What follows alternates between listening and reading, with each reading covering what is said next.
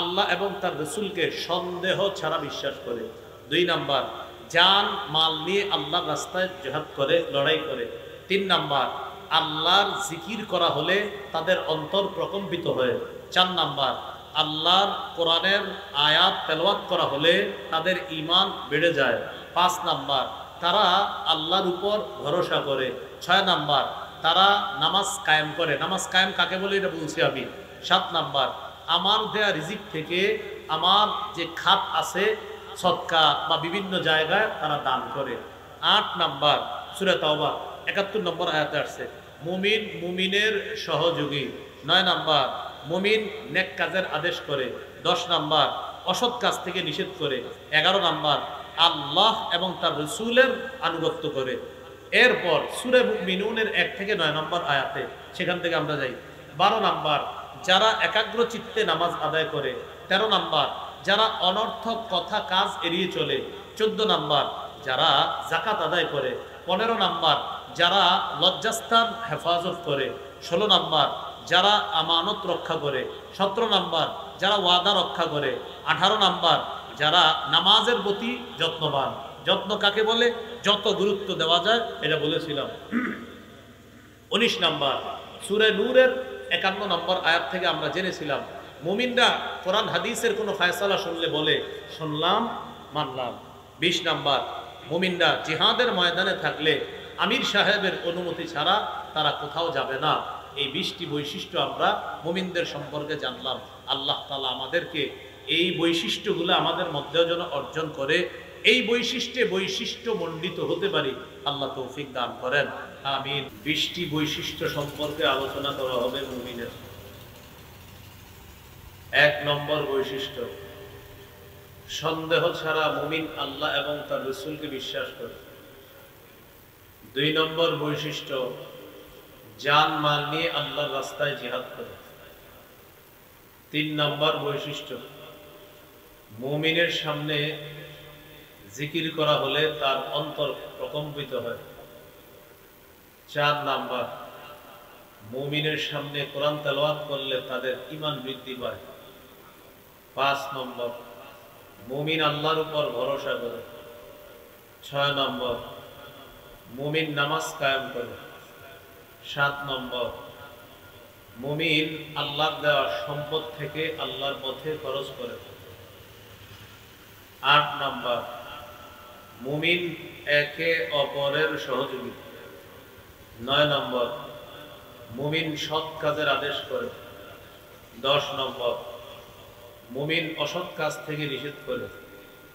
11 নম্বর, মুমিন আল্লাহ এবং তার রাসূলের আনুগত্য করে। রাসূলের আনুগত্য দ্বারা এই যুগের উদ্দেশ্য হবে রাসূল সাল্লাল্লাহু আলাইহি সাল্লামের আদর্শ অনুসরণ করে, সুন্নাহ অনুসরণ করে। 12 নম্বর, মুমিন একাগ্র চিত্তে নামাজ আদায় করে। 13 নম্বর, মুমিন অনর্থক কথাবার্তা কাজকর্ম এড়িয়ে চলে।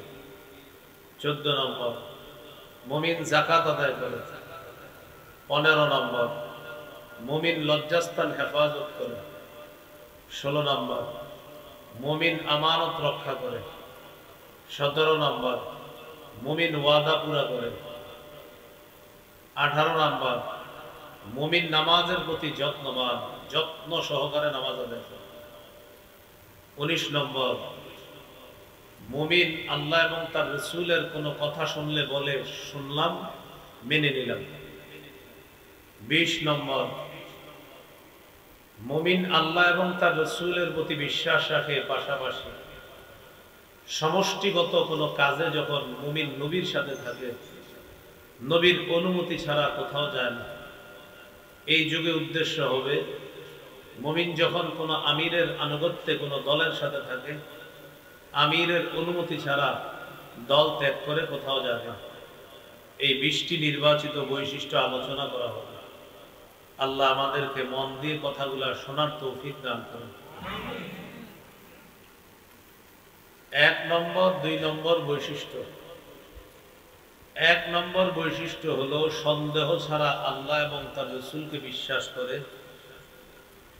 2 নম্বর বৈশিষ্ট্য, জান মাল দিয়ে আল্লাহর রাস্তায় লড়াই করে। এই কথাটি আছে 26 পারা 16 নম্বর পৃষ্ঠা সূরা হুজুরাতের 15 নম্বর আয়াতে আছে। আল্লাহ তাআলা বলেন, ইন্নামাল মুমিনুনা আল্লাযীনা আমানু বিল্লাহি ওয়া রাসূলিহি সুম্মা লাম ইয়ারতাবু ওয়া জাহাদু বিআমওয়ালিহিম ওয়া আনফুসিহিম ফি সাবিলিল্লাহ। প্রকৃত ঈমানদার তারা যারা আল্লাহ এবং তার রাসূলকে বিশ্বাস করে, কোন প্রকার সন্দেহ করে না। ওয়াজাহাদু বিআমওয়ালিহিম ওয়া আনফুসিহিম ফি সাবিলিল্লাহ, যারা নিজেদের জানমাল নিয়ে আল্লাহর রাস্তায় লড়াই করে।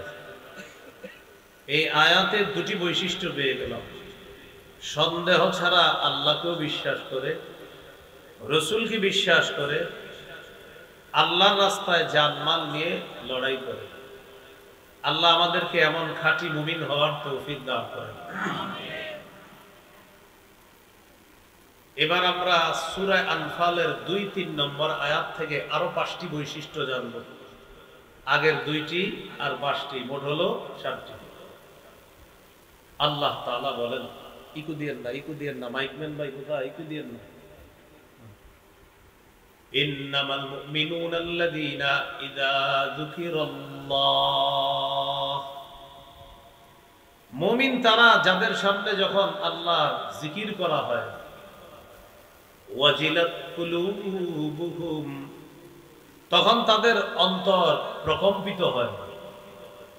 আল্লাহর জিকির করা হলে তাদের অন্তরসমূহ প্রকম্পিত হয়। এজন্য এখান থেকে বুঝলাম জিকির করা এটা দৈনন্দিন অভ্যাসে পরিণত করা।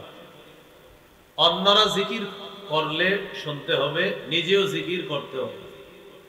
সূরা আহজাবের মধ্যে আল্লাহ বলেন, ইয়া আইয়ুহাল্লাযীনা আমানু যকুরুল্লাহা যিকরান কাসীরা, হে ঈমানদারগণ তোমরা বেশি বেশি আল্লাহর জিকির করো। রাসূলুল্লাহ সাল্লাল্লাহু আলাইহি ওয়াসাল্লাম বলেন, আহাব্বুল কালামি ইলাল্লাহি আরবা, আল্লাহর কাছে সর্বাধিক পছন্দনীয় বাক্য হলো 4টি। পড়ি সবাই, সুবহানাল্লাহ, আলহামদুলিল্লাহ, লা ইলাহা ইল্লাল্লাহ, আল্লাহু আকবার। এই 4টি জিকির আল্লাহর কাছে সবচেয়ে পছন্দনীয়। এই 4টির মধ্যে শ্রেষ্ঠ জিকির আফজালুয যিকরি লা ইলাহা ইল্লাল্লাহ, সবচাইতে শ্রেষ্ঠ জিকির হলো লা ইলাহা ইল্লাল্লাহ। অর্থ আল্লাহ ছাড়া কোনো ইলাহ নাই। সহিহ বুখারীর বর্ণনা 44 নম্বর হাদিস, قال رسول الله صلى الله عليه وسلم يخرج من النار من قال لا إله إلا الله وفي قلبه وزن شعيرة من خير ويخرج من النار من قال لا إله إلا الله وفي قلبه وزن برة من خير ويخرج من النار من قال لا إله إلا الله وفي قلبه وزن ذرة من خير أي من إيمان। রাসূলুল্লাহ সাল্লাল্লাহু আলাইহি ওয়াসাল্লাম বলেন, কারো অন্তরের মধ্যে যদি গম পরিমাণ, কারো অন্তরের মধ্যে যদি জব পরিমাণ, কারো অন্তরের মধ্যে যদি সরিষার দানা পরিমাণ ঈমান থাকে, অনু পরিমাণ ঈমান থাকে, আর যদি খাঁটি ঈমান হয়, এই খাঁটি ঈমানের সাথে কোনো মুমিনের যদি মৃত্যু হয়, বিভিন্ন অপরাধের কারণে মুমিন যদি জাহান্নামে থাকতেও হয়, আল্লাহর নবী বলেন খাঁটি বিশুদ্ধ সামান্য ইমানের কারণে একদিন এই ব্যক্তি জাহান্নাম থেকে বের হয়ে আল্লাহর জান্নাতের মেহমান হয়ে যাবে। সামান্য খাঁটি ইমান, লা ইলাহা ইল্লাল্লাহ। তাহলে চারটা জিকির বেশি পছন্দনীয় আল্লাহর কাছে।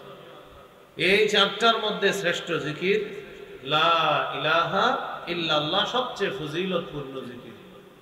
তিরমিজির হাদিস 3592 নম্বর হাদিস। قال رسول الله صلى الله عليه وسلم ما قال عبد قط لا إله إلا الله مخلصا إلا فتحت له أبواب السماء حتى تفزي إلى العرش। কোন ব্যক্তি যদি ইখলাসের সাথে একবার পড়ে লা ইলাহা ইল্লাল্লাহ, চলেন না আমরা একবার পড়ি এখন, লা ইলাহা ইল্লাল্লাহ, আবার ইখলাসের সাথে লা ইলাহা ইল্লাল্লাহ। নবীজি সাল্লাল্লাহু আলাইহি সাল্লাম বলেন, একবার যদি কোনো বান্দা ইখলাসের সাথে পড়ে লা ইলাহা ইল্লাল্লাহ, আসমানের সবগুলা দরজা খুলে দেওয়া হয়, তার লা ইলাহা ইল্লাল্লাহ যেন আল্লাহর আরশ পর্যন্ত পৌঁছে। আল্লাহ আমাদের সকলকে প্রতিনিয়ত আল্লাহর জিকিরে যেন আমাদের জিহ্বাটা তরুতাজা রাখতে পারি, আল্লাহ তৌফিক দান করেন। এই হলো মুমিনের একটা বৈশিষ্ট্য, তার সামনে জিকির করলে অন্তর প্রকম্পিত হয়, আল্লাহর ভয়ে অন্তর কাঁপতে থাকে। আয়াতের মধ্যে দ্বিতীয় বৈশিষ্ট্য আল্লাহ আলোচনা করতেছে, ওয়াইদা তুলিয়াত আলাইহিম আয়াতুহু জাদাতহুম ঈমানা। মুমিন তারা যাদের সামনে কোরআন তেলাওয়াত করা হলে এই তেলাওয়াত তাদের ঈমান আরো বাড়ায় দেয়, তেলাওয়াত তাদের ঈমান বাড়ায় দেয়। কোরআন তেলাওয়াত যখন করা হবে মন দিয়ে শোনা, নিজেরা পড়া, অন্য তেলাওয়াত করলে মন দিয়ে শোনার চেষ্টা করা। মাহফিলে কোরআন তেলাওয়াত হলে মন দিয়ে মানুষ তেলাওয়াত শোনে না, কেউ খানার কাজে থাকে, কেউ চা খায়, একজন আরেকজনকে বলে তাড়াতাড়ি চা খা, আসল ওয়াজ একটু পরে শুরু হবে, মানে তেলাওয়াতটা আসল না, একটু পরে ওয়াজটা আসল। মাগরিবের পরে একটা ছেলের তেলাওয়াত দেয় না, এরা শোনে না কেন? বা একটু পরে আসল ওয়াজ শুরু হইব, তো এখন কি আর এমন সময় কাটাইতেছে, তেলাওয়াত নাকি সময় কাটানো, চিন্তা করছি। তো দেখবেন তেলাওয়াতের সময় যে যার মতো দেদারছে, খাইতেছে, চা খাইতেছে, খানা খাইতেছে, এই তাড়াতাড়ি কর তাড়াতাড়ি কর, হুজুরে ওয়াজ শুরু করবো। আরে ভাই এখন কি হইতেছে? এখন তো তেলাওয়াত। যেই তেলাওয়াত আমার আপনার ঈমান বাড়ানোর কথা, তখন আমরা খাইতেছি, খানা বাড়াইতেছি। তো আল্লাহ বলেন মুমিনের বৈশিষ্ট্য, ওয়াইদা তুলিয়াত আলাইহিম আয়াতুহু জাদাতহুম ঈমানা। মুমিনের আরেকটা বৈশিষ্ট্য, তাদের সামনে কোরআন তেলাওয়াত করা হলে তাদের ঈমান বৃদ্ধি পায়। এই তেলাওয়াত তাদের ঈমানকে আগের চেয়ে আরো বাড়ায় দেয়। এই জন্য রাসূলুল্লাহ সাল্লাল্লাহু আলাইহি সাল্লাম বলেছেন, তিরমিজির হাদিস 2910 নম্বর হাদিস, قال رسول الله صلى الله عليه وسلم من قرأ حرفا من كتاب الله فله به حسنة والحسنة بعشر أمثالها। কোন ব্যক্তি যদি কোরআনের একটা অক্ষর পড়ে, সাথে সাথে তার আমলনামায় আল্লাহ তাআলা 10টি নেকি দিয়ে দেন। একটি অক্ষর, যেমন আলহামদু পড়েন না, আলহামদু আলহামদু আলহামদু, আমাকে আল্লাহ 250 নেকি দিছে আর আপনাদেরকে 200 নেকি দিছে। আমি পড়ছি 5 বার, এই জন্য 5 50 250, আপনারা পড়ছেন 4 বার, 4 50 200। আলহামদুতে অক্ষর আছে 5টা, এই যে আমি আবার বলছি আরো 50, আমার 300 হয়ে গেছে। তো 5 10 50, আমি 6 বার বলাতে 300, আপনারা 4 বার বলাতে 200। এই জন্য কোরআনের একটা অক্ষর বললে 10টা নেকি, মসজিদে গেছেন, বসে আছেন, সুন্নত পড়ে নামাজের অপেক্ষা করছেন, সময়গুলা কাজে লাগান।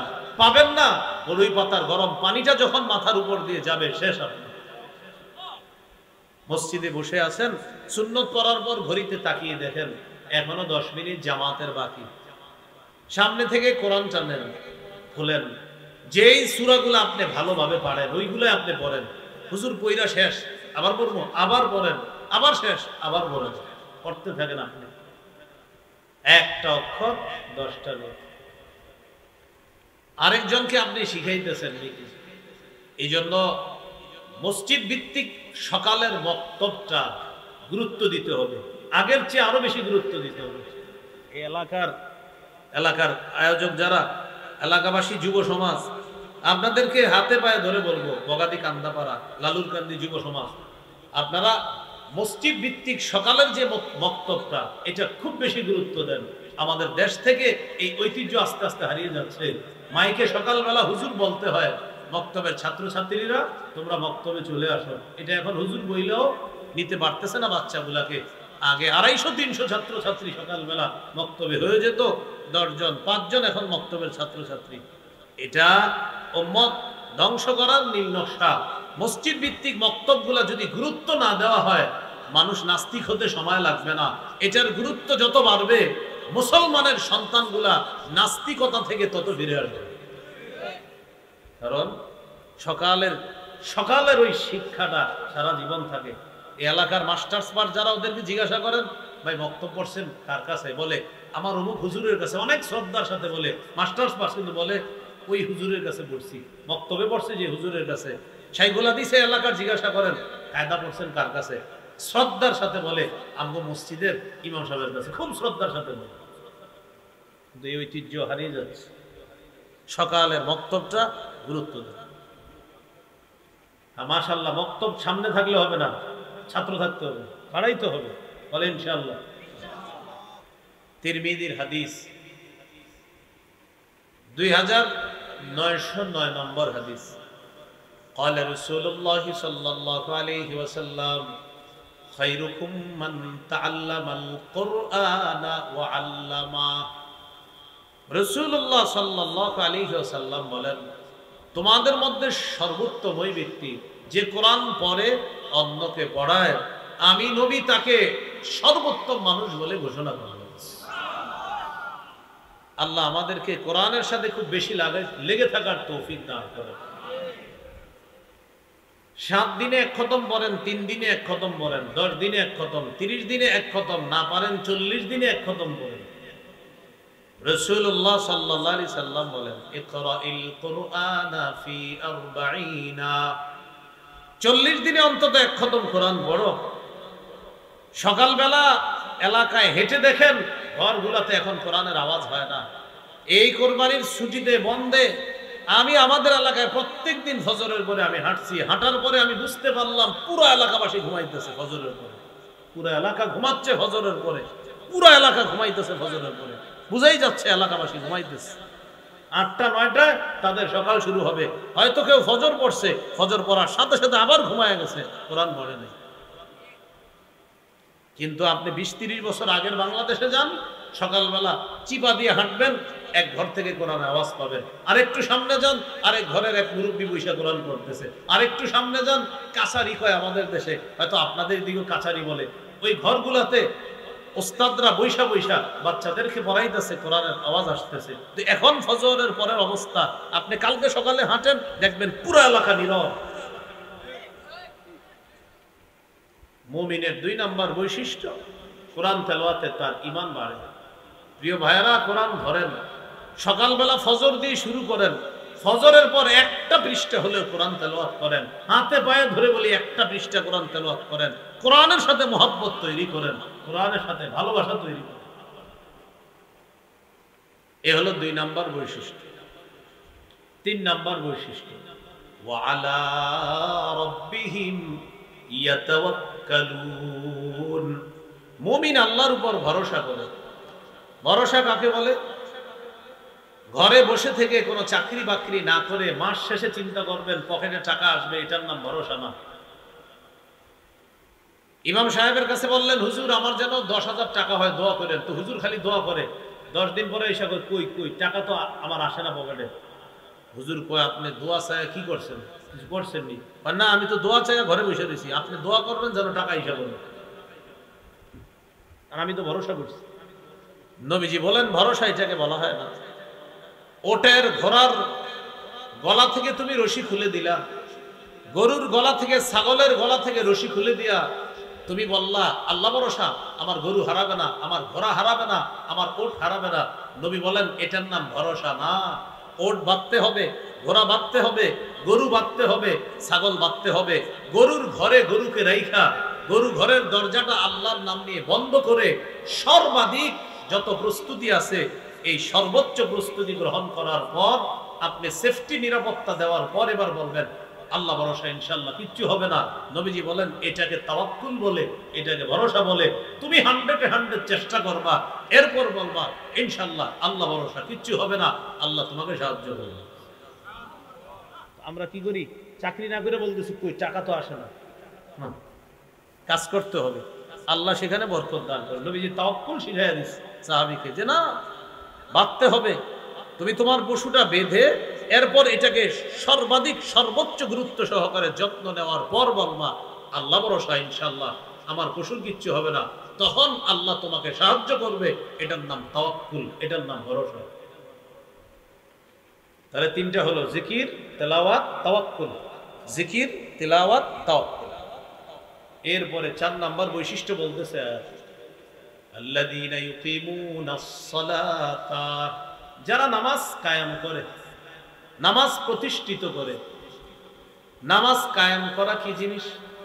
নিজে নামাজ পড়া, পরিবারের সদস্যদেরকে নামাজের কথা বলা, এই এলাকার প্রত্যেকটা মুসলমান যেন নামাজি হয়ে যায়, এই চিন্তা করা, এই ফিকির করা, তাদেরকে নামাজি বানানোর চেষ্টা করা, এর মানে নামাজ কায়েম করা।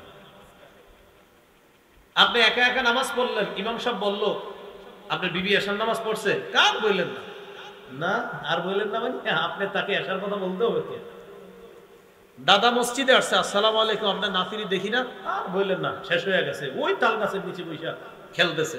না না দাদা, আপনি ডেলি বলতে হবে, চলো নামাজে চলো। এটার নাম নামাজ কায়েম। একা একা নামাজ পড়লেন, এটা আপনি নামাজ পড়লেন, আদায় করলেন, কায়েম করলেন না। একা নামাজ পড়লেন, আদায় করলেন। কায়েম কি? আপনিও পড়লেন, পরিবারের সদস্যদেরকে পড়ার প্রতি উৎসাহিত করলেন। এলাকার যে যুবকগুলা, বাচ্চা ছেলেগুলা রাস্তায় হেঁটে হেঁটে নষ্ট হয়ে যাচ্ছে, ওদেরকেও ধরে ধরে নামাজি বানানোর চেষ্টা করতেছেন। এটার নাম নামাজ কায়েম করা, নামাজ প্রতিষ্ঠিত করা। তো 4 নাম্বার বৈশিষ্ট্য এখানে, আল্লাযীনা ইউকিমুনাস সালাহ। আল্লাহ তাআলা এই জন্য বলেছেন, ওয়া'মুর আহলাকা বিস-সালাহ ওয়াসতাবির আলাইহা। নবী, আপনি আপনার পরিবারকে নামাজের হুকুম করেন, নামাজের আদেশ করেন। তাহলে প্রিয় ভাইরা কি শিখলাম? ফজরের সময় নিজে উঠতে হবে, পরিবারকে ডাকতে হবে, মেয়ে ছেলেকে বলতে হবে কোথায় ওঠো তোমরা, নামাজ পড়ো, চলো নামাজে। মেয়েকে বলতে হবে নামাজ পড়ো, ছেলেকে বলতে হবে নামাজ পড়ো। আসার সময় আশেপাশের ভাইগুলা যারা আছে, আব্দুর রহমান ভাই আছেন ঘরে, আরে চলেন, আর কত ঘুমাবেন, চলেন ফজর করে আসি। এইভাবে আপনি সকলকে নামাজি বানানোর চেষ্টা করা, এটা মুমিনের বৈশিষ্ট্য, নামাজ কায়েম করা। আল্লাহ তো বলতে পারতেন নামাজ আদায় করা, এটা না বলে বলছে নামাজ কায়েম করা। মুমিনের এখানে 4 নাম্বার বৈশিষ্ট্য, ওয়ামিম্মা রাযাকনাহুম ইউনফিকুন।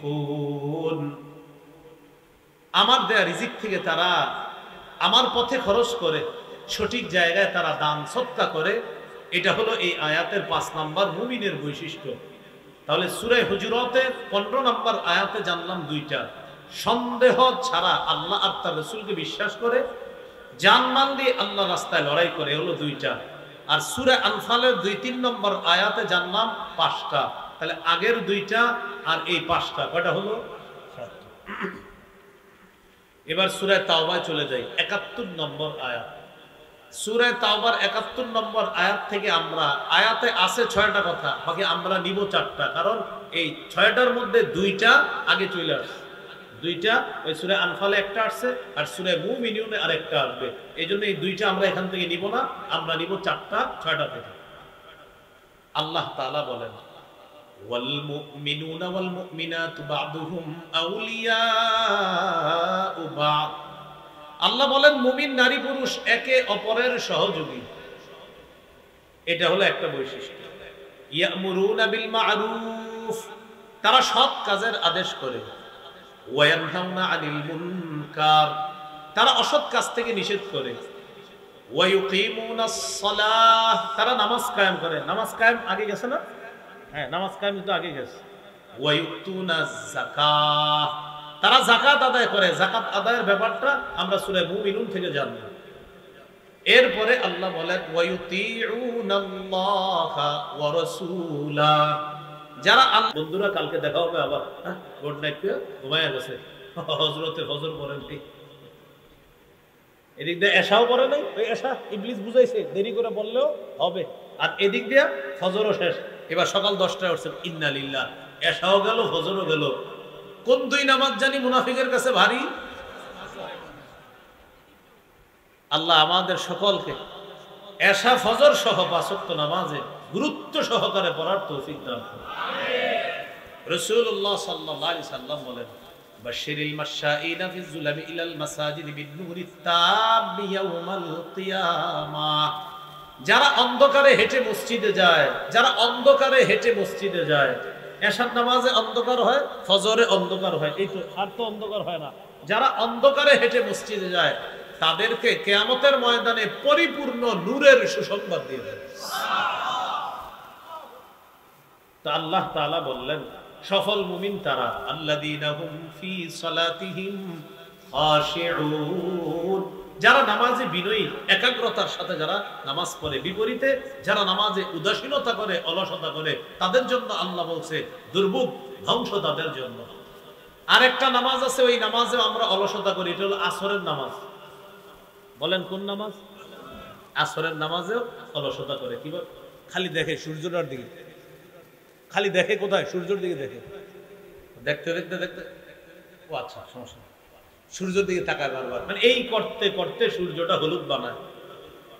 মায়েরা রান্না বসায়, ভাতটা সিদ্ধ হয়, আর সূর্যের দিকে তাকায়, আসর পড়বে, আরেকটু আলুটা সিদ্ধ হোক, ভাতটা সিদ্ধ হোক। এই করতে করতে সূর্য হলুদ বানায়। ইচ্ছাকৃতভাবে যারা সূর্য হলুদ বানায়া আসরের নামাজ পড়ে, নবী বলেন তিলকা সালাতুল মুনাফিকিন, তিলকা সালাতুল মুনাফিকিন, তিলকা সালাতুল মুনাফিকিন। এটা মুনাফিকের নামাজ, এটা মুনাফিকের নামাজ, এটা মুনাফিকের নামাজ। যারা ইচ্ছাকৃতভাবে ইচ্ছা করে সূর্যটা হলুদ বানায়া আসর পরে, নবী বলেন এই পরে না, বলছে পরে, এটারেও নবী বলছে এটা মুনাফিকের নামাজ। আর না বললে কি অবস্থা হবে? মানে পড়ছে তারপরে বলছে মুনাফিকের নামাজ, না বললে ওর তো হালাতই খারাপ। নবীজি বলেন সূর্যটা হলুদ বানায়া নাকারা আরবা, 4টা ঠোকর মারছে। নবীজি বলেন এটা মুনাফিকের নামাজ। প্রিয় মুসলমান ভাইয়েরা, আসরের সময় ভুলটা হয় কিনা? হয়ে যায়। কেউ বাজারে যায়, কেউ মাঠে খেলতে যায়, বাস অলসতা করতে করতে, বাজার করতে করতে, ইন্না লিল্লাহ, সূর্য যদি ডুবে যাইতেছে, আচ্ছা যাই যাই যাই, কেন আপনি আগে কোথায় ছিলেন? অলসতা করবো না। তা আল্লাহ তাআলা অলস মুসল্লিদের জন্য বলছে দুর্ভোগ তাদের জন্য, যারা নামাজ থেকে নামাজের ব্যাপারে উদাসীন। আল্লাহ আমাদের সকলকে উদাসীনতা কাটিয়ে একাগ্র চিত্তে যেই মুমিন নামাজ পড়ে এমন মুমিন হওয়ার তৌফিক দান করুন। 2 নম্বর বৈশিষ্ট্য মুমিনের, এখানে আপনার সফল মুমিনের ওয়াল্লাযীনা হুম আনিল লাগবি মুরিদুন, যারা অনর্থক কথা, কাজ, কর্ম এড়িয়ে চলে, অনর্থক কাজ এড়িয়ে চলে, অনর্থক কথা এড়িয়ে চলে। আজকে থেকে একটা সবক আমরা সকলে শিখি। বলেন, বললে ভালো বলবো, করলে ভালো করব। বললে ভালো বলবো, না বলতে পারলে বলেন চুপ থাকবো। চুপ থাকতে না পারলে ঘুমায় থাকবো। কি করবো? ঘুমায় থাকবো, এটা হাদিসে নেই, এটা আসছে বললে ভালো কথা বলবা, না পারলে চুপ থাকবা। আর ইবলিস যদি আইসা এরপরে খোসায় একটু বল, একটু গীবত কর, আপনি কবেন ইবলিস তুমি আমারে জ্বালাইতেছো, দাঁড়াও ঘুমায় যাবেন, ঘুমায় যাবেন, শেষ। সহিহ বুখারীর বর্ণনা 6475 নম্বর হাদিস। রাসূলুল্লাহ সাল্লাল্লাহু আলাইহি সাল্লাম বলেন মান কানা ইউমিনু বিল্লাহি ওয়াল ইয়াউমিল আখির ফালইয়াকুল খায়রা আও লিয়াসমুত। রাসূলুল্লাহ সাল্লাল্লাহু আলাইহি সাল্লাম বলেন, যে ব্যক্তি আল্লাহকে বিশ্বাস করে, আখিরাত বিশ্বাস করে, সে যেন ভালো কথা বলে অথবা চুপ থাকে। হয়তো ভালো কথা বলবে, না হয় চুপ থাকবে। তাহলে অনর্থক কথা এড়িয়ে চলা এটা মুমিনের বৈশিষ্ট্য, অনর্থক কর্ম এড়িয়ে চলা এটা মুমিনের বৈশিষ্ট্য। রাসূলুল্লাহ সাল্লাল্লাহু আলাইহি সাল্লাম বলেন, মিন হুসনি ইসলামিল মারই তারকুহু মা লা ইয়ানি। ইসলামের অসাধারণ সৌন্দর্যতা হলো মুমিন অপ্রয়োজনীয় কথা কাজ এড়িয়ে চলে, এটা ইসলামের সৌন্দর্যতা। আচ্ছা আচ্ছা, সে কি মুসলমান? হ্যাঁ। কিভাবে? তার মুসলমানিত্বের একটা সৌন্দর্যতা হলো সে অনর্থক কথা এড়িয়ে চলে, সে অনর্থক কাজ এড়িয়ে চলে, এটাই তো তার ইসলামের সৌন্দর্যতা। তাহলে আমরা অনর্থক কথা কাজ এড়িয়ে চলবো, ঠিক আছে না ইনশাআল্লাহ? দেখেন আমাদের দেশে নির্বাচন যত এগিয়ে আসে মানুষের অনর্থক কথা তত বাড়ে। হ্যাঁ, কি বাড়ে? অনর্থক কথা। চা দোকানের সামনে একদল গবেষক তৈরি হবে, আবার এরকম আপনার এই ছোট্ট প্যান্ডেল বানাবে, এটার নিচে একদল গবেষক তৈরি হবে, বসে বসে বলবে এবার এরকম হইলে ঠিক আছিল, এরকম হইলে না ঠিক না। মানে হে বুঝায় যে এর যদি আপনার পুরো দুনিয়ার দায়িত্বটা দেওয়া হইতো তাহলে ঠিক ছিল। তো আপনি এই জায়গায় চা দোকানের সামনে কেন? এখানে বসে বসে বুঝাবে আপনার এটা এরকম হওয়াটা ঠিক হয় নাই, তো আপনি এনে কা এখানে বসে মানে এখানে বসে বসে আপনার বুঝাবে। মানে উনি এমন বুঝ দিবে আপনারে মনে হয় এই পৃথিবী পরিচালনা করার যোগ্যতা তার আছে। আপনি 2500 বসে বসে এরকম একদল লোক পাবেন, রাত 2টা-3টা পর্যন্ত অনর্থক কথা বলবে। মহাব্বতের সাথে বলে যাই, এই অনর্থক মজলিস গুলাতে যাবেন না, অনর্থক মজলিস গুলা এলায় চলবেন। বলেন ইনশাআল্লাহ? না, নিজের সময়গুলা নষ্ট করবেন না, ঠিক আছে না ইনশাআল্লাহ? আল্লাহ তৌফিক দান করেন। সফল মুমিনের 2 নাম্বার বৈশিষ্ট্য গেল এটাতে অনর্থক কথা কর্ম এড়িয়ে চলে। 3 নাম্বার, ওয়াল্লাযীনা হুম লিয-যাকাতি ফাঈলুন। যারা যাকাত আদায় করে, অতীতে যারা বকেয়া যাকাত দেন নাই, যাকাতগুলো আদায় করে নিয়েন, ভবিষ্যতে যাকাত দিতে হবে। আপনার উপর 1 লক্ষ টাকা যাকাত আসছে, আপনি 20,000 টাকার যাকাত দিলেন, এর মানে আপনার 80,000 টাকা যাকাত বাকি আছে। এই 80,000 টাকার যে যাকাত দেন নাই, এই সঞ্চিত সম্পদ আপনার কিয়ামতের ময়দানে 20 ধর রূপান্তরিত সাপ হবে, একটা 20 ধর সাপে রূপান্তরিত হবে। এই সাপ আপনার মুখের কাছে এসে বলবে, আনা কানজুকা আনা মালুকা, আমি তোমার সেই সম্পদ, যেই সম্পদ তুমি যাকাত দাও নাই, আজকে আমি সাপ হয়ে তোমাকে খাবো। ভাই 1 লক্ষ টাকা যাকাত 20 দিছেন আর 80 দেন নাই, যাকাত আদায় হয় নাই, 80,000 বাকি রয়ে গেছে, এটা আদায় করতে হবে আপনার। আরেকটা কথা মনে রাখবেন, যাকাত যেটা আমরা দিব সেটার মালিক আমি না, আল্লাহ তাআলা আপনাকে সম্পদ দান করেছেন, 39 ভাগ সম্পদের মালিক আপনি। ইন্না লিল্লাহি ওয়া ইন্না ইলাইহি রাজিউন। কি কারেন্ট গেল না আইলো?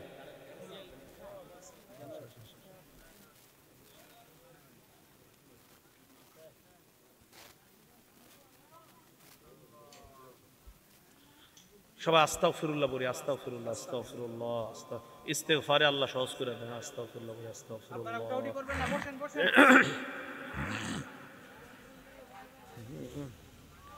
ইনশাআল্লাহ শেষ করে দিব, মুমিনের বৈশিষ্ট্যগুলো আলোচনা করার পরেই শেষ হয়ে যাবে ইনশাআল্লাহ।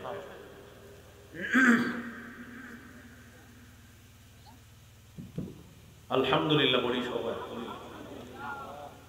কোথা জানি বলতেছিলাম? যাকাত। যাকাত যাকাত 20,000 টাকা দিলেন, 80,000 টাকা আপনি দেন নাই, যাকাত আদায় হয় নাই আপনার। বলতেছিলাম 40 ভাগ সম্পদের 39 ভাগ আপনার, 1 ভাগ এটা অন্যের খাত আছে, ওই খাত আল্লাহ বলে দিছে এখানে দাও, এখানে দাও, এখানে দাও, এই দেওয়াটা তোমার উপর আমি আল্লাহ ফরজ করলাম। 39 ভাগ আপনার, বাকি 1 ভাগ আপনার না।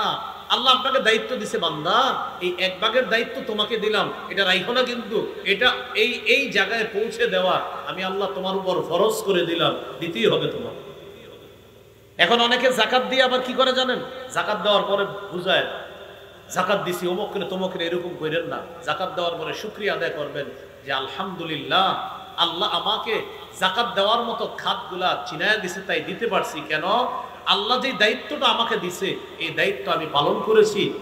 এই খাতে তারা আমার কাছে টাকা পাওনা ছিল, আমি টাকা দিয়ে দিলাম। মানে যাকাতের অংশটা এটা আপনার না, ওই যাদেরকে দিছেন এটা তাদের। তাই শুকরিয়া আদায় করবেন, আল্লাহ এই ফরজ বিধানটা আমি আদায় করতে পারছি, আপনার দরবারে শুকরিয়া আদায় করবেন। ভাই সবাই বলেন তো, যাকাতের যে অংশটা এটা কি মালিকের না যাদের খাত তাদের? হ্যাঁ তাদের। এই কথাটা মনে রাখবেন, 39 ভাগ মালিকের, 1 ভাগ খাতওয়ালাদের। ওই 1 ভাগের দায়িত্ব মালিককে আল্লাহ দিছে, এই তুমি দিয়ে দাও, এই 1 ভাগ তুমি দিয়ে দাও। আল্লাহ আমাদেরকে কথাগুলো বোঝার তৌফিক দান করেন। 3 নম্বর বৈশিষ্ট্য হলো আল্লাযীনা হুম লিযাকাতি ফাইলুন। 4 নম্বর ওয়াল্লাযীনা হুম লিফুরুজিহিম হাফিজুন ইল্লা আলা আজওয়াজিহিম আও মা মালাকাত আইমানুহুম ফাইন্নাহুম গায়রু মালুমিন। 4 নম্বর যারা লজ্জাস্থান হেফাজত করে, তবে স্ত্রী এবং বৈধ পন্থায় যে দাসীর নিয়ম ছিল ওই দাসী, তাদের কাছে তার লজ্জাস্থান এটা বৈধ আছে। এছাড়া অন্যান্য কোন পথ যদি কেউ কামনা করে, ফামানিবতাগা ওয়ারাআ যালিকা ফাউলাইকা হুমুল আদুন, তারা সীমালঙ্ঘনকারী হবে, তারা হবে সীমালঙ্ঘনকারী। স্ত্রী এবং দাসী তাদের জন্য লজ্জাস্থান বৈধ করেছে আল্লাহ। ফাইন্নাহুম গায়রু মালুমিন, এখানে তারা নিন্দিত হবে না, তিরস্কৃত হবে না। তবে কেউ যদি স্ত্রী ছাড়া আর হালাল দাসী ছাড়া অন্য কোথাও তার লজ্জাস্থানকে অবৈধ পন্থায় ব্যবহার করে, আল্লাহ বলেন ফাউলাইকা হুমুল আদুন, তারা সীমা লঙ্ঘনকারী। তাহলে 4 নম্বর বৈশিষ্ট্য লজ্জাস্থান হেফাজত করা। সূরা বনী ইসরাঈলের মধ্যে আল্লাহ বলেছেন ওয়ালা তাকরাবুজ জিনা, তোমরা জিনার নিকটবর্তী হয়েও না, জিনার কাছেও যেও না। আমাদের পকেটে পকেটে জিনার মাধ্যম আছে। সহিহ বুখারীর বর্ণনা 6612 নম্বর হাদিস, রাসূলুল্লাহ সাল্লাল্লাহু আলাইহি সাল্লাম বলেন ইন্নাল্লাহা কাতাবা আলা ইবনি আদম হাজ্জাহু মিনাজ জিনা আদরাকা যালিকা লা মাহালা। আল্লাহ তাআলা আদম সন্তানকে জিনার পরীক্ষা দ্বারা পরীক্ষা করবে। ফাজিনাল আইনি আন-নাজরু, চোখের জিনা হলো দেখা।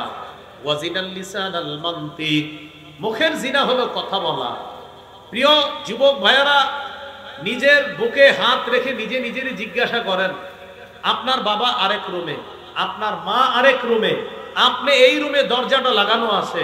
আপনি চাইলেই মোবাইলে চোখের জিনায় লিপ্ত হতে পারেন, আপনি চাইলেই অন্তরের জিনায় লিপ্ত হতে পারেন, আপনি চাইলেই মুখের জিনায় লিপ্ত হতে পারেন। আপনি চাইলে এটা সম্ভব। যাকে সরাসরি দেখা হারাম তাকে মোবাইলে দেখা হারাম, যাকে সরাসরি কথা বলা হারাম তাকে মোবাইলে তার সাথে কথা বলা হারাম, যাকে সরাসরি কোনো অবৈধ কিছু লেখা হারাম তাকে মোবাইলে SMS এর মাধ্যমে লেখা হারাম, যাকে সরাসরি দেখলে চোখের জিনা হয় তাকে মোবাইলে দেখলে চোখের জিনা হয়, যার সাথে সরাসরি কথা বললে মুখের জিনা হয় তার সাথে মোবাইলে কথা বললে মুখের জিনা হয়, যাকে সরাসরি অবৈধ কিছু লিখলে হাতের জিনা হয়, তাকে SMS এ অবৈধ কিছু লিখলে হাতের জিনা হয়। আপনারা আছেন মাঠে? হ্যাঁ, সব চুপ, মানে টেনশনে পড়ে গেছে। সবাই আছেন তো মাঠে? হঠাৎ চুপচাপ শিনশান নীরবতা, কি হয়ে গেল ঘটনা? দেবজুরিটা এবার কি কইলেন? একটু পরেই তুই শুরু করবি। যাকে রাস্তায় দেখলে চোখের জিনা, নাটক সিনেমায় তাকে দেখলে চোখের জিনা। যাকে রাস্তায় দেখলে চোখের জিনা, ভিডিও কলে তাকে দেখলে চোখের জিনা। যার সাথে সরাসরি কথা বলা হারাম, মোবাইলে তার সাথে কথা বলা মুখের জিনা হারাম। যাকে আপনি মোবাইলে না পেয়ে SMS লিখতেছেন একের পরে এক, এই সেই বিভিন্ন মেসেজ দিতেছেন, হাতের জিনা হচ্ছে। অভিভাবকরা আছেন তো? সন্তানের খবরদারি করেন। 4 নাম্বার যারা লজ্জাস্থান হেফাজত করে।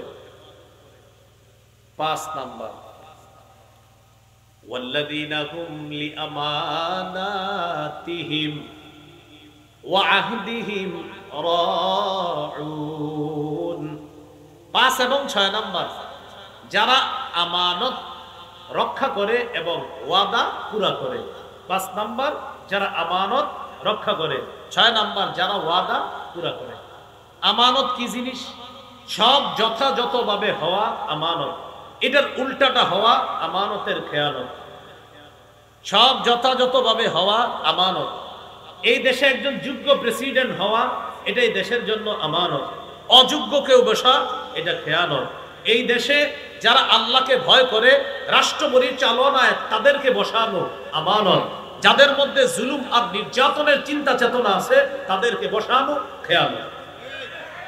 আসলে ঠিক, এটা রেডিমেড ঠিক না, কিন্তু মাহফিলে রেডিমেড ঠিক হয়।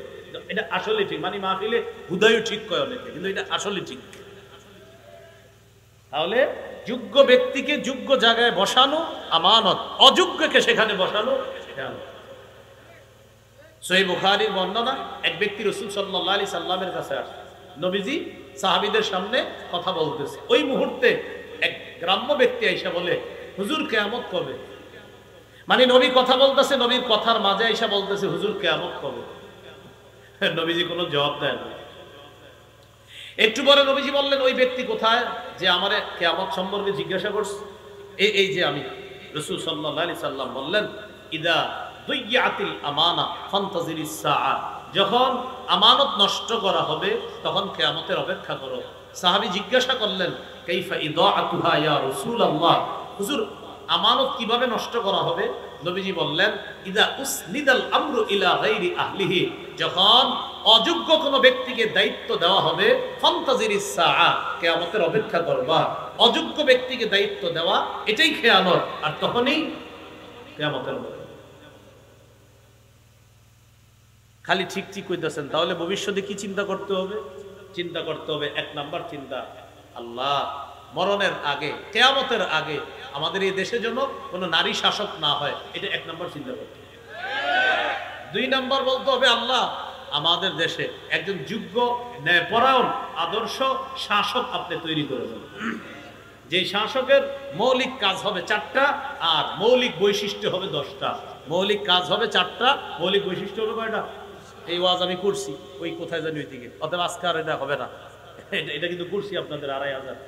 ওই যে মুফতি আমির হামজা সাহেব যেদিন আসলো তো ওখানে, হ্যাঁ এই ওয়াজ করছি তো ওখানে, যে রাষ্ট্রনায়কের কাজ কয়টা আর বৈশিষ্ট্য কয়টা ওখানে আলোচনা হয়েছে।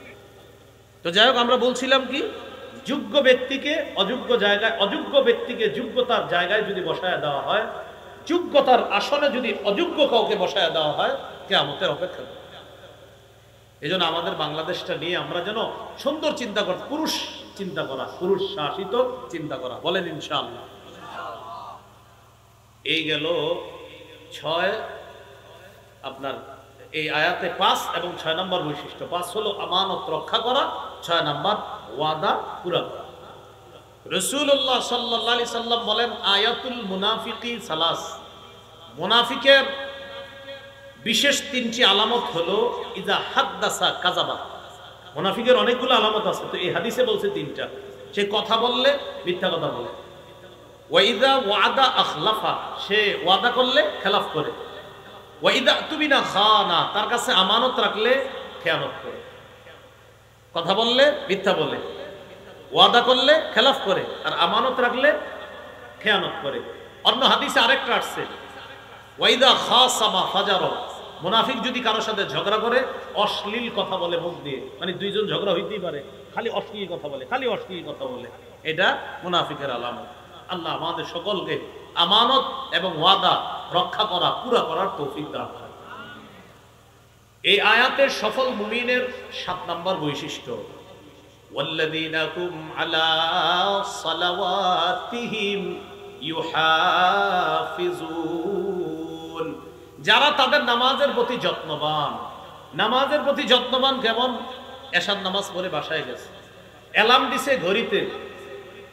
আপনাদের দিকে ফজরের জামাত কয়টা? আমি যেখানে আছি ওখানে 4:40 এক মসজিদে, আর এক মসজিদে 4:45। আচ্ছা 45 বা 40 ধরে দিই। তো উনি অ্যালার্ম দিছে 4:30 বা 25 বা 20, 4:20 অ্যালার্ম দিছে ঘড়িতে। মোবাইলে অ্যালার্ম দিছে 4:20। স্ত্রীকে বলে রাখছে, শোনো এই ফজরের সময় কিন্তু আমারে জাগাই দিও, করতে না পারলে। মাইকের দিকে কানটা খাড়া রাখে যে সুন্দরভাবে যেন আওয়াজ না আসে। এই ব্যক্তি মাইকের টেনশন করে আমি যেন ফজরের আজান শুনি। এই ব্যক্তি স্ত্রীর অপেক্ষা করে আমার বিবি যেন আমার জাগায় দেয়। এই ব্যক্তি ছেলের বইলা রাখে বাবা তুই যদি আগে উঠস আমার একটু উঠাই দিস। মেয়েরে বলে রাখে মা তুমি উঠলে আমার একটু জাগায় দিও। মোবাইলে অ্যালার্ম দিছে, ঘড়িতে অ্যালার্ম দিছে, কেন? আমার ফজর যেন কাজা না হয়। এ হলো নামাজের প্রতি যত্ন। এটা কি নামাজের যত্ন? আমার নামাজটা যেন কাজা না হয়, যত্নবান, নামাজের প্রতি যত্নবান। ভাই ভাই তাড়াতাড়ি কাজ করেন। আরে কি হয়েছে এমন করেন কেন? 5:15 আসরের জামাত। কি হয়েছে? জামাত পড়তে হবে। এই জন্য আমার কাজটা এমনভাবে করতে হবে যেন আমি এই সময়ের মধ্যে মসজিদে গিয়ে অজু করে আসরের নামাজ জামাতে পড়তে পারি। তাই আপনি যা করবেন তাড়াতাড়ি করেন। এটাকে বলা হয় নামাজের প্রতি যত্ন। সে খুব যত্নবান। ভাই একটু তাড়াতাড়ি কাজ করেন তো। আরে কি হয়েছে এমন করেন কেন? ভাই এশার নামাজের জামাত 8:45-এ, আমি জামাতে নামাজ পড়তে হবে। 8:30-এ আমার নামাজ পড়তে হবে। আপনি করেন 8:15-এর মধ্যে কাজ শেষ করেন। কেন 15 কেন? জামাত না 30-এ? বলবেন 15 এই কারণে 15-তে কাজ শেষ করে আমি মসজিদে যাইতে যাইতে 25 বাজবে। 25 বাজার পর অজু করতে করতে 2-4 মিনিট লেগে যেতে পারে, যেন অজুটা করে গিয়ে সুন্দরভাবে জামাতটা পাই। জামাতের প্রতি, নামাজের প্রতি যত্ন। তো মুমিনের আরেকটা বৈশিষ্ট্য ওয়াল্লাযীনা হুম আলা সালাওয়াতিহিম ইউহাফিজুন, তারা নামাজের প্রতি যত্নবান হয়। হব তো ইনশাআল্লাহ? তাহলে আগের 11টা সূরা মুমিনুন থেকে জানলাম 7টা, 11 আর 7 কত? 18।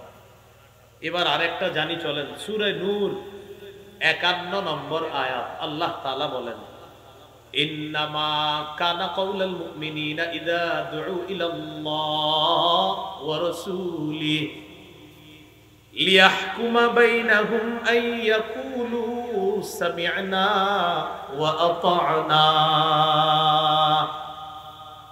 মুমিনদেরকে যখন আল্লাহ এবং তার রাসূলের দিকে আহ্বান করা হয়, মুমিন তুমি কোন বিপদের মধ্যে পড়ছো, আসো কোরআন হাদিস দিয়ে তোমাকে সমাধান দিয়ে দেই। 10 জন মুমিন বিপদে পড়ছেন, এলাকার যুবকরা একটা পেরেশানির মধ্যে পড়ছেন। ইমাম সাহেব ডাকলেন আসেন কোরআন হাদিস দিয়ে আপনাদের মাঝে সমাধান করে দেই। 2 জন ভয়ঙ্কর একটা ঝামেলার মধ্যে পড়ছে, ইমাম সাহেব বললেন আসেন কোরআন হাদিস দিয়ে আপনাদেরকে ফয়সালা করে দেই। 2 জনের সমস্যা, 3 জনের সমস্যা, এলাকার সমস্যা, ইমাম সাহেব বললেন আসেন না কোরআন হাদিস দিয়ে সমাধান করে দেই। তখন মুমিনরা বলে সামি'না ওয়া আতা'না, আমরা শুনলাম মেনে নিলাম। সুবহানাল্লাহ। মুমিনদেরকে যখন কোরআন আর হাদিসের দিকে ডাকা হয়, ভাই আসেন কোরআন হাদিস দিয়ে আপনার এই সমস্যার সমাধানটা করে দেই, তখন করার পরে মুমিনের জবাব হবে শুনলাম মেনে নিলাম। যেহেতু আমার আল্লাহ বলছে, আমার নবী বলছে সামি'না ওয়া আতা'না, শুনলাম মানলাম। বলেন তো ভাই মুমিনরা আল্লাহর কথায় আর নবীর কথায় কি বলবে? বলেন শুনলাম, শুনলাম। মনে থাকবেন ইনশাআল্লাহ। সুদ খাওয়া হারাম কার কথা? বলেন শুনলাম, বলেন সবাই শুনলাম, মানলাম না। সুদ যে হারাম এই জায়গার কে না জানেন? বলেন সবাই জানে সুদ হারাম। এই এলাকার আমার মনে হয় যে আপনার 95 জনই জানে সুদ হারাম। শুধু বাচ্চাদেরকে 5% রাখলাম, বাচ্চারা যারা বুঝে না, আর সবাই জানে সুদ হারাম, এরপরেও খায়নি। তাহলে শুনলাম তো কি হলো? শুনলামও মানলাম, এটা হতে হবে আমাদের। আল্লাহ আমাদেরকে আনুগত্যশীল মুমিন হওয়ার তৌফিক দান। 20 নম্বর সর্বশেষ কথা, বৈশিষ্ট্য সূরা নূরের 62 নম্বর আয়াত, 18 নম্বর পৃষ্ঠার একদম শুরু আয়াতটা আল্লাহ তাআলা বলেন ইন্নামাল মুমিনুনা আল্লাযীনা আমানু বিল্লাহি ওয়া রাসূলিহি ওয়া ইযা কানু মা'আহু আলা আমরিন জামি'in লাম ইয়াযহাবু হাত্তা ইয়াস্তাযিনু। যারা আল্লাহ আর তার রাসূলকে বিশ্বাস করে, প্রকৃত মুমিন যারা আল্লাহ আর তার রাসূলকে বিশ্বাস করে, তারা যখন নবীর সাথে সম্মিলিত কোনো কাজে অংশগ্রহণ করে, কি বলে দেখেন, তারা যখন নবীর সাথে সম্মিলিত কোনো কাজে অংশগ্রহণ করে, তখন নবীর অনুমতি ছাড়া তারা কোথাও যায় না। লাম ইয়াযহাবু, তারা যায় না, হাত্তা ইস্তাযিনু, নবীর অনুমতি ছাড়া। তো এই যুগে কি করব? আমিরের আনুগত্যে আমরা একটা দল হয়েছি, আমিরের আনুগত্যে এক জায়গায় আমরা গিয়েছি, কথার কথা তাবলিগে গেছেন আপনারা, আমির সাহেব আছে একজন, এখন এই আমির সাহেবের আনুগত্য করা, সেখান থেকে আপনি কোথাও যেতে হলে আমির সাহেবের অনুমতি নিয়ে যাবেন। কার অনুমতি নিতে হবে? আমির সাহেবের অনুমতি নিতে হবে। মসজিদে গেছেন 3 দিনের জামাতে, না আপনার মন চাইছে একটু ঘুরবেন আসরের পরে, কোথায়? ওই সামনে একটু যেয়ে আবার চলে আসবো, আমি একটু কাজ আছে, আমির সাহেবকে আপনি বলতে হবে, না বলে আপনি যাবেন না। বাকি এই আয়াতে উদ্দেশ্য জিহাদের ময়দান। বলেন কিসের ময়দান? জিহাদের ময়দানরা, মুজাহিদরা যখন আমির সাহেবের সাথে থাকবে, অর্থাৎ মুজাহিদদের যিনি প্রধান তার সাথে যখন থাকবে, মুজাহিদদের কেউ জিহাদের ময়দান থেকে আমিরের অনুমতি ছাড়া কোথাও যাবে না। খন্দকের যুদ্ধ, রাসূলুল্লাহ সাল্লাল্লাহু আলাইহি সাল্লামের সাহাবারা নবীর সাথে আছে, সেই যুদ্ধে সাহাবায়ে কেরামের ব্যাপারে আল্লাহ বলেন, আপনার সাহাবীরা তো এমন, তারা যখন সম্মিলিত কোনো কাজে থাকে, এর মানে খন্দকের যুদ্ধে গর্ত খনন করা সম্মিলিতভাবে একটা কাজ, তারা কোথাও যায় না আপনার অনুমতি ছাড়া। মুনাফিকরা কি করছে? পলাইছে, আল্লাহ চিহ্নিত করে দিছে ওইগুলা মুনাফিক। আর যারা সম্মিলিত কাজে আপনার সাথে শরীক আছে, এরা হলো খাঁটি মুমিন। এরা কি খাঁটি মুমিন? এই জন্য মুমিন মুনাফিক চিনা যায় জিহাদের ময়দানে গেলেও। ওলামায়ে কেরাম জিহাদের জন্য ডাক দিলে রাজি আছেন? এটা তো ইনশাল্লাহ বলছেন, তো যাওয়ার দিন যদি না যান ঝামেলা। এই জন্য ফিলিস্তিনের জন্য তো আমাদের বর্তমানে 4টা করণীয়, এই 4টার মধ্যে একটা হলো ইআদাদ, জিহাদের প্রস্তুতি নেওয়া। কখনো সুযোগ পেলে তাদের পক্ষ হয়ে তাদের পাশে দাঁড়ানোর জন্য মুসলমান হিসাবে সর্বাত্মক চেষ্টা করতে হবে, এটা আমাদের একটা করণীয়। তো বুঝতে পারলাম 20 নম্বর বৈশিষ্ট্য, জিহাদের ময়দানে মুসলমান মুজাহিদরা যখন থাকবে, আমির সাহেবের অনুমতি ছাড়া তারা জিহাদের ময়দান থেকে কোথাও যাবে না।